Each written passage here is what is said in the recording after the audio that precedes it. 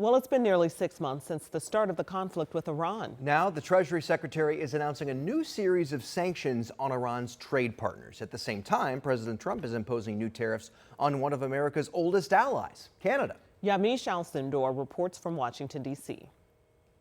President Trump threatening friends and foes with financial hardship. In an online post, the president doubling down on the escalating trade war with Canada, announcing that existing tariffs on all cars, trucks, automotive parts, and steel will increase to 50% on January 1st.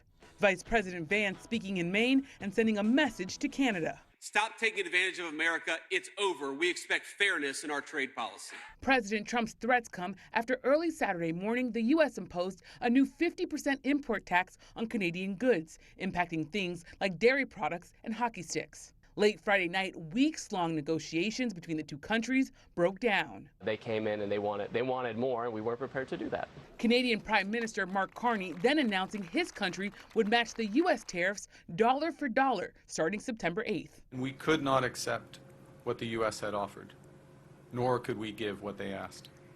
And by standing up for our values and focusing on what we can control, we will build. As the trade battle with Canada escalates, the Trump administration also expanding its economic punishment of Iran. Treasury Secretary Scott Bessent saying Operation Economic Outcast will target countries doing business with Iran with new sanctions. Beginning today, the actions of Treasury and other agencies will tighten the noose and block every potential source of revenue that funds the IRGC and the evil Iranian regime. Bessent saying President Trump is personally calling world leaders to encourage them to cut financial ties with Iran. Our objective is to sever every economic lifeline that sustains this tyrannical regime until Tehran stands alone. The nearly 6-month-old war has cost the U.S. billions of dollars, but it could also have a political impact. The midterm elections are less than 3 months away, and gas prices rose again this week.